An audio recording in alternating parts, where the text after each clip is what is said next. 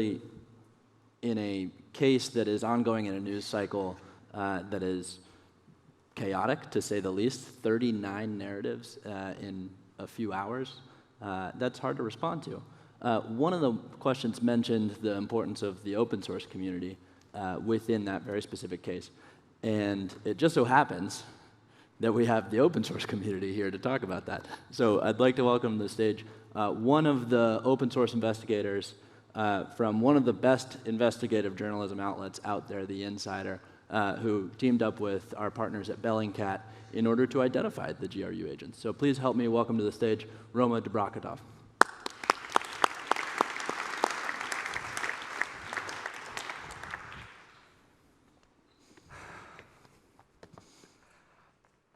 Hello. I don't have slides, sorry, but I hope that you all will be entertained. Actually, the Insider made a lot of investigations on GRU. This is not the first one.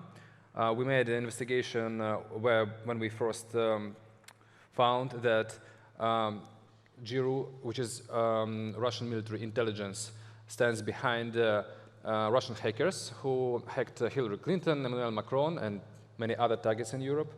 Then we make investigation that also was joined with the Bellingcat on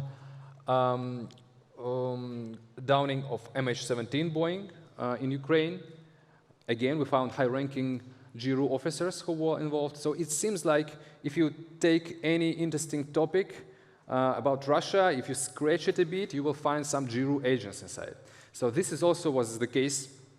And we started working on that together with my partner, Christy Groze from the Bellingcat in last September, when we saw presentation of British authorities who showed two pictures of people, so-called Bashirov and Petrov, who, as British authorities said, were involved or were guilty of poisoning Skripal.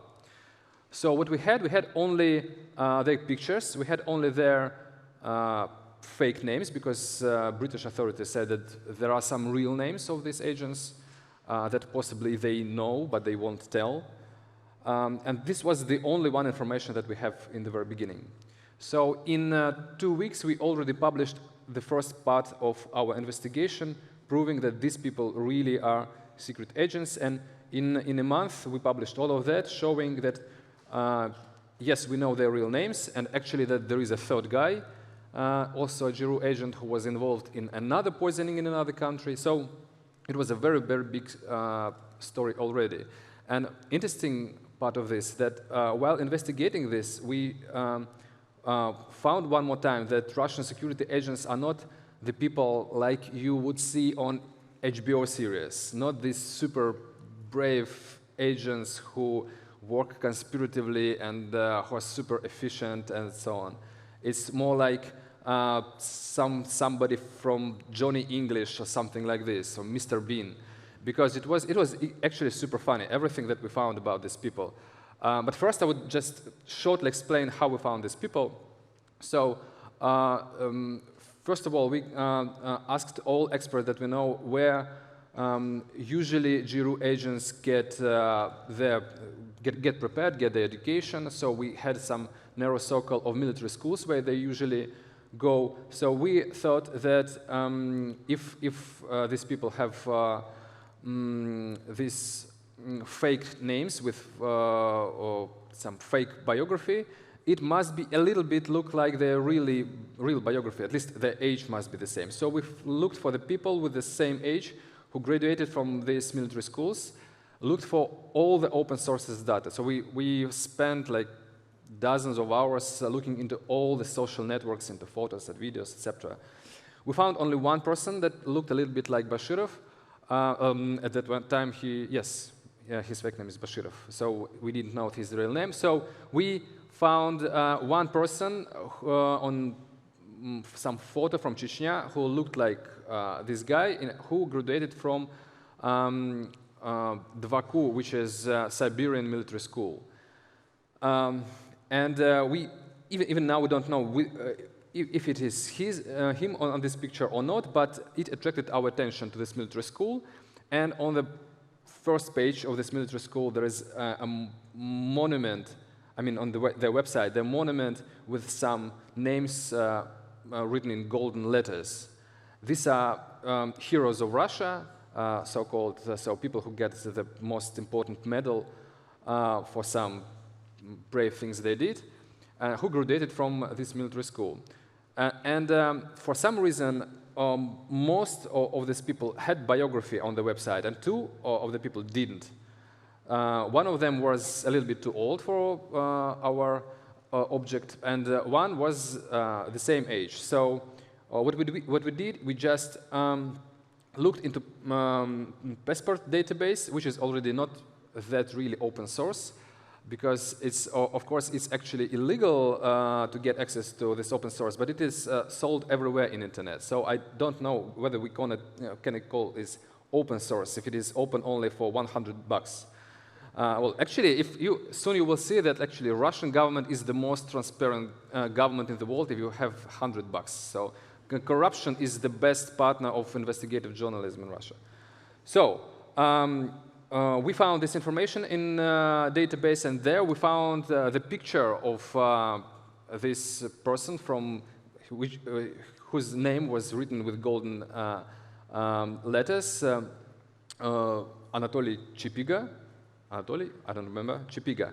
So, and we found his picture there, and the picture was absolutely the picture of the same person, so we even didn't need a forensic expertise to prove that this is the same person. And then we started to look at his biography, so we found that he was born in a faraway village. He then went to military academy. No, first he went to this Dvaku military school, then he served in Chechnya. So he's more like a soldier than an agent. And then he went to Ukraine, where he made his old brave deals during Ukraine war, after which he became hero of Russia. So all of his career he was a soldier, and after that he, for several years, went to military academy where GRU agents are prepared, and suddenly became a secret agent.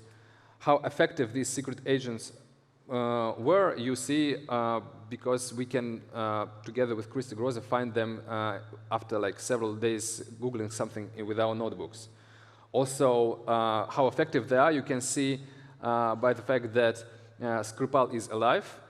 We have dozens of traces of poison in all over the Salisbury. Their pictures are in all videos of all CCTV cameras. And they killed actually a wrong person who was not guilty. So this is how effective Russian GRU agents are. The second person was a little bit more difficult to find, but we already had some experience while working on our other investigation on coup d'etat in Montenegro. Also, again, as you can guess, that was managed by GRU. There we found interesting thing that when GRU agents have their second personality, fake personality, they usually keep some things the same, like the name, the year of birth, or the city of birth, because they want to keep their fake personality close to reality. For example, to have the same accent, or to turn your head on your real name, etc. So what we did, we tried to filter database of Russian citizens with some different combination. Like we would keep the same name, the same year of birth, and the same city of birth, and look if there are some people that coincide. And after implementing several such filters, we found that yes, there is a person who looks the same because he has the same year of birth, the same region of birth, the same name and patronymic name.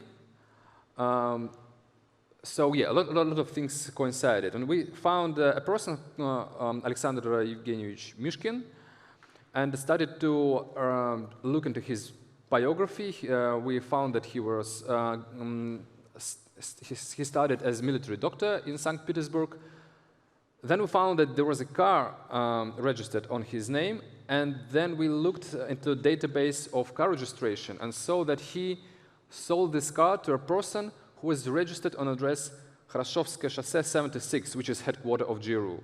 So at that moment, we understood that this is the person we need. And again, after looking into the database, we found his real passport with his real photo. But this is even not the most funny part, because then looking into this database, we understood that if you put GRU addresses, and there are like some military units that are attributed to GRU, several in Moscow, many in other regions. So if you put some address of this military base into car registration database, you will see hundreds or even more than 1,000 of real name of GRU agents with their mobile phones, real names, addresses, and all the information.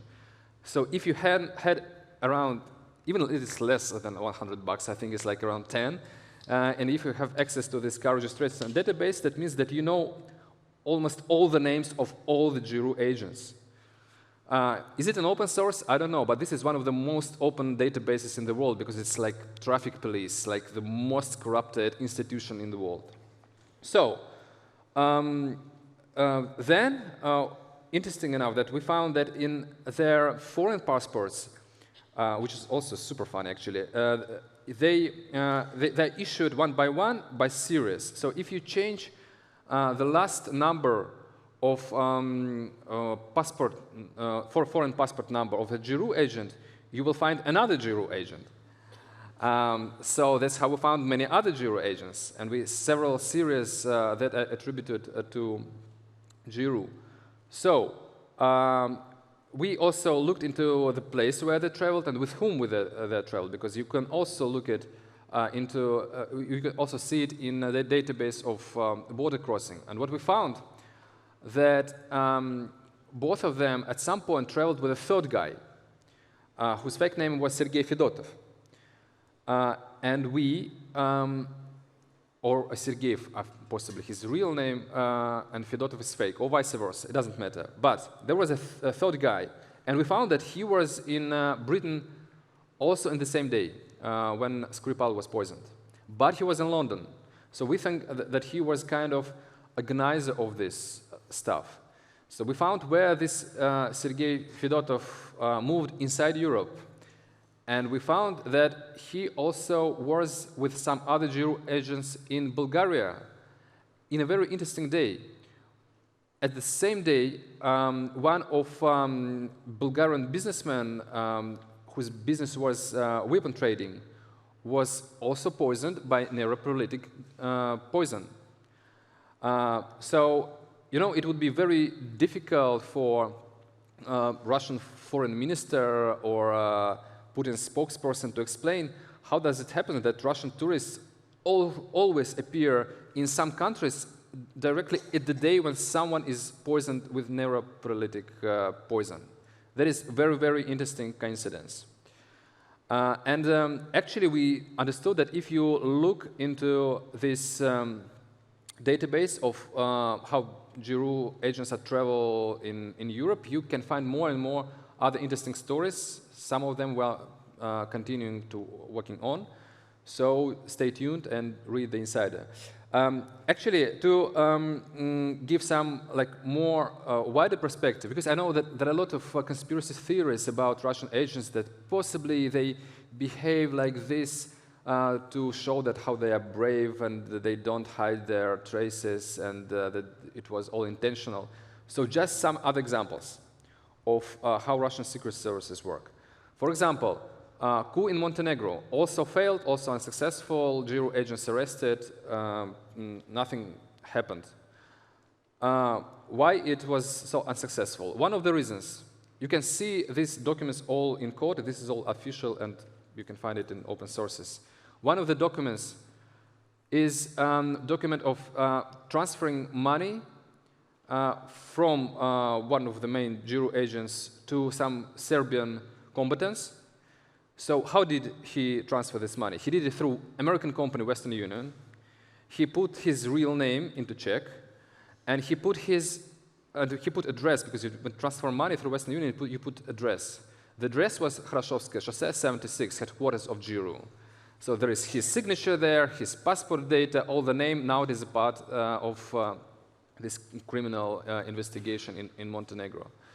This is Russian conspiracy. Also, there are a lot of talks that it is an efficient GRU, that it's not like all our secret services working like this.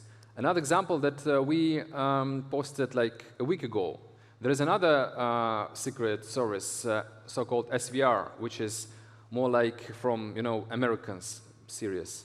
So people who work undercover in foreign countries. So, again, open sources.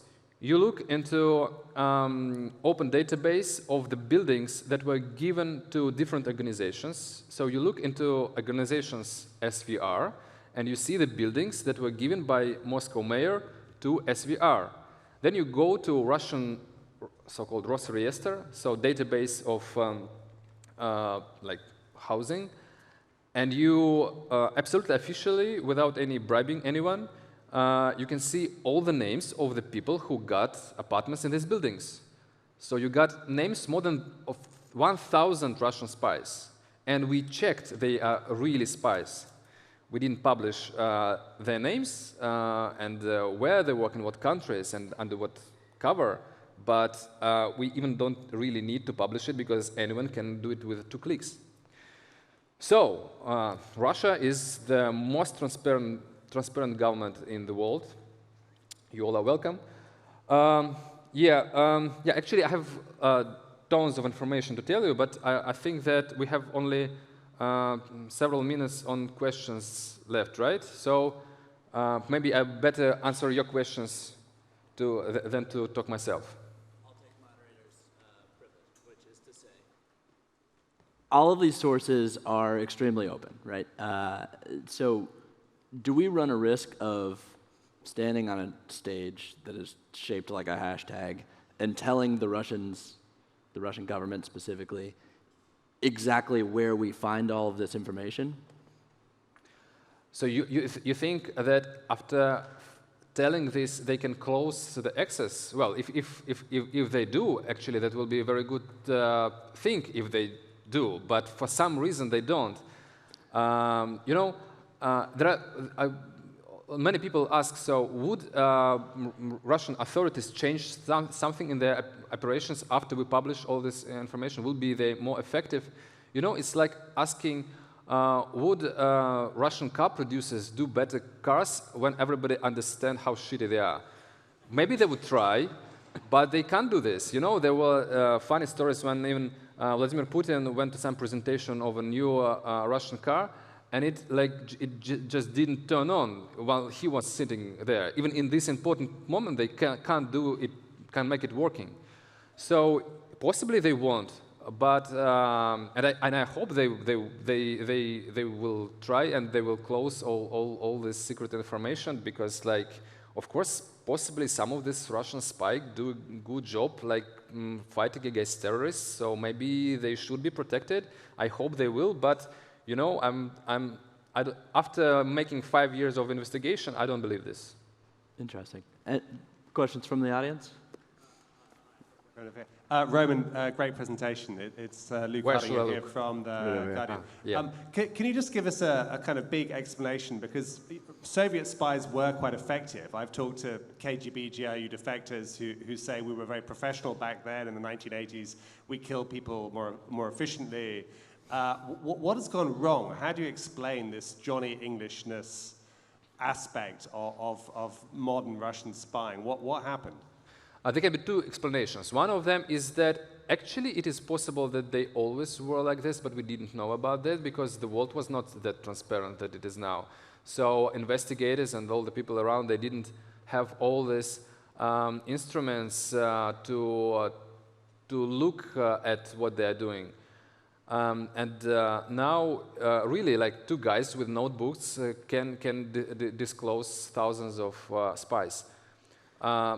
Another explanation is that, actually, possibly the government became a little bit less efficient lately because of corruption, because of many other reasons. And if you look into the other stuff, like, for example, Russian spacecrafts that are falling down, or Russian military missiles that get into the wrong targets, or something like this.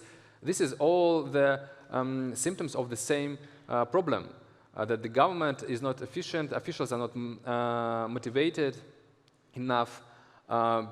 Most of these people think about their personal interests.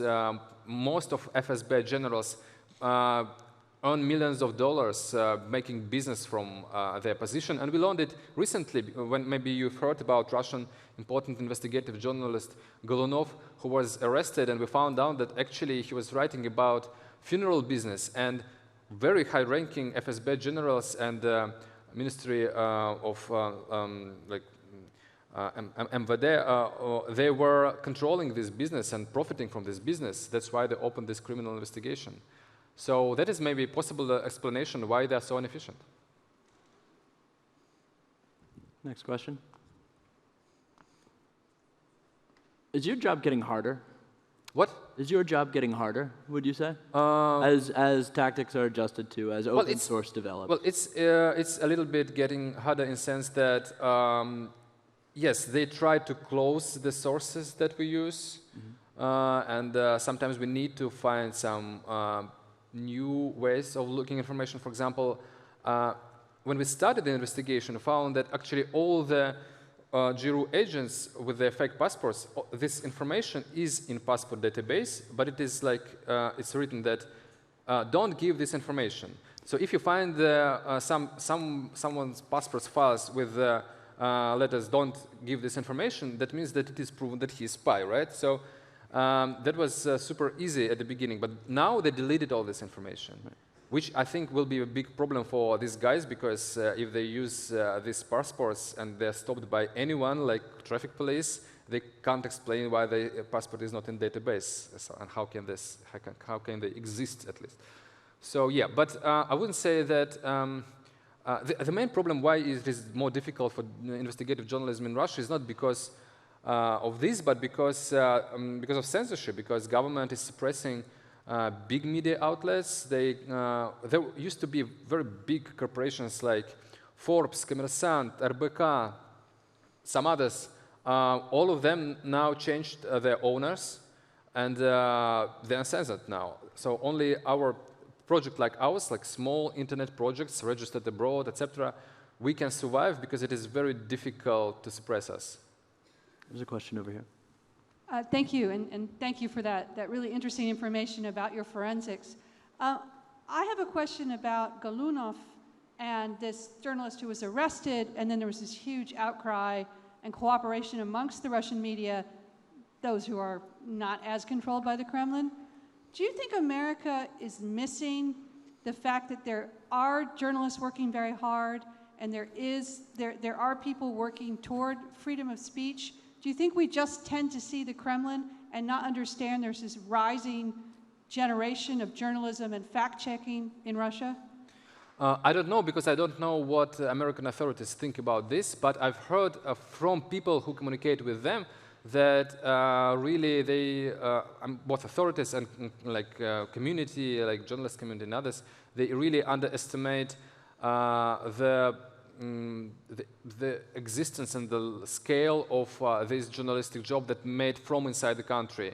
Because there are people from the regions, there are human rights watchers and activists on the ground, even in the most dangerous regions like Chechnya, for example. So everywhere there are some people who do the dangerous job. So, but I think that with help of the investigations like ours, people from other countries, they start to understand that, wow, there is not only Bellingcat, but there are some Russian people who cooperated with Bellingcat.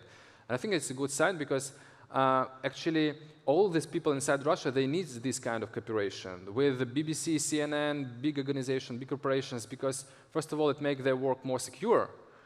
And secondly, it gives a big leverage for the investigations, because it gives big coverage. One example, when we first found Russian hackers and GRU standing behind them, even concrete military unit of GRU, no one noticed our investigation. Only year after, when prosecutor Mueller published his indictment, only after that, everybody started to discuss this military unit, even without knowing that we were publishing it a year before. So at that time, we didn't have this cooperation. So now it's much better, I think. Just a quick follow-up on that. What makes you most optimistic about the community of investigative journalists in Russia and in the kind of former Soviet space? Because I think that that's exactly right as a point. A lot of and your point, a lot of the information that was in the Mueller indictment specifically, or the Mueller investigations, and the statements that came out of the special investigation that drove news cycles for more than a year in the United States, a lot of that was known already, and it's because of your work. And so every not time only mine, but all the Russian journalists and some foreign journalists also who are working in Russia, because suddenly Russia became popular in 2014 after the war, after all this Brexit, Trump stuff.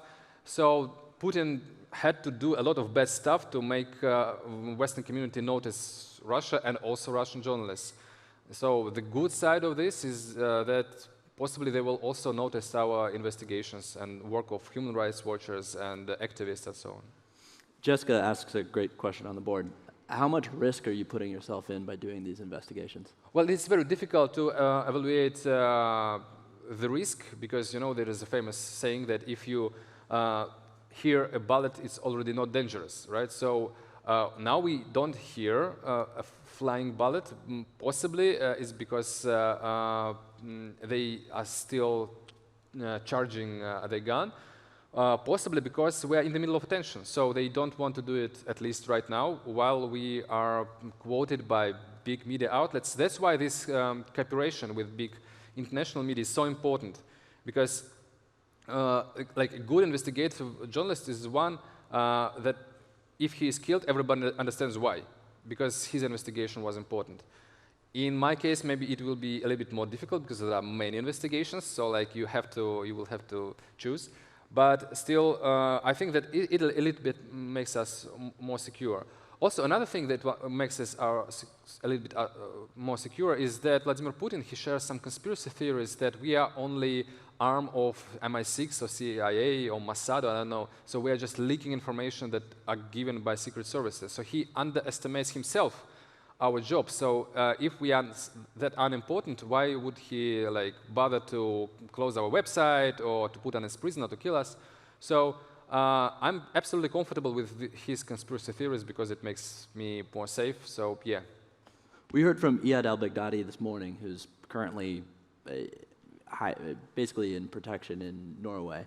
And obviously, his level of concern is a little bit different. So on a scale of 1 to 10, what is your level of day-to-day kind of concern, freak out, as a follow-up to that question? Well, I think that, well, it's again, difficult to evaluate, but I think that most people, people who are in most danger are actually people who live in Russian regions and who write about some ecological stuff or about things that seem to be not that important. But they are not in the middle of the light. That's why we see a lot of these journalists attacked, killed, in prison, and so on.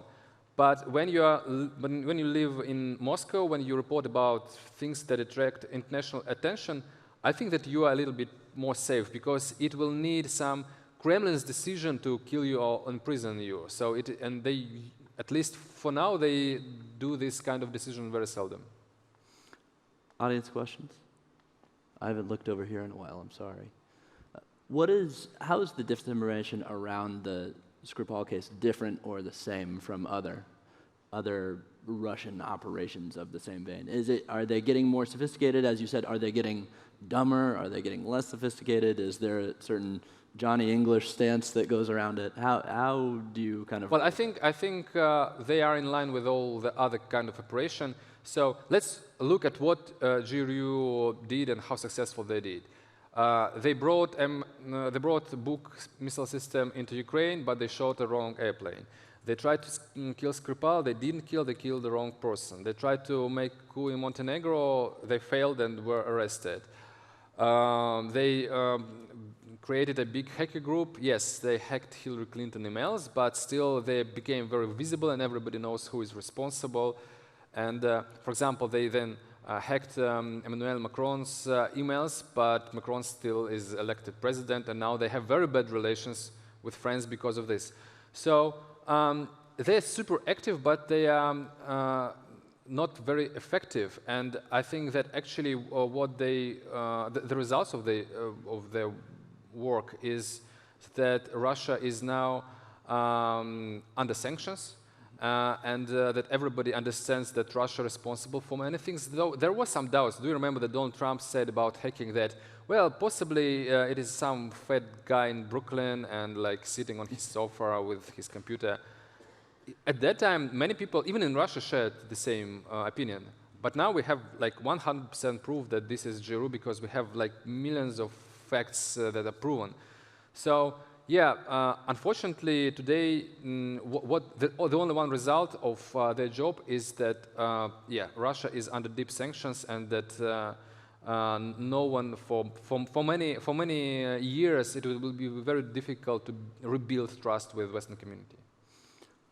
As a wrap-up question, the entire room is a room of digital Sherlocks who are incorporating skills and strategies into their own work. Yesterday on the stage we had our president and CEO, Fred Kemp, who is what he would call a recovering journalist, on stage, and we asked him, what is the single piece of advice that you would give to a digital Sherlock in their own work? Well, I think that, well, several advices. First, that is a super good time for cooperation, also cross-border cooperation.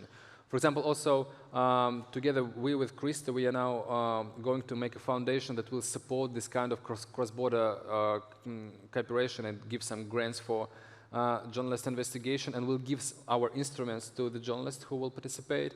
And there are many such kind of foundations, many such kind of organizations, OCCRP, ICIG, and many others, JGN. You should try to look into people who can be your partners in other countries, because it's make your work far easier, make your investigations quicker, and your life will be safer, because there will be many targets for these dangerous people. They will understand that it is impossible to kill investigation by killing one journalist. This is one advice. Second advice, well, just really learn how to use all these databases, both open sources and not that open sources, because you can find tons of information in things, not only in how, like in last presentation where you were taught how to use like Google search. I think actually most of the people already know this, but there are some other databases, like databases of crossing border, databases of cell phones, I mean like companies that provide cell phone communications, so where you can find who these people were calling and when, where they were situated. So we used to think that this is accessible only for police, but now I understand that at least in some countries this is accessible to everybody. So my advice, use it. Please join me in thanking Rowan. Thank you.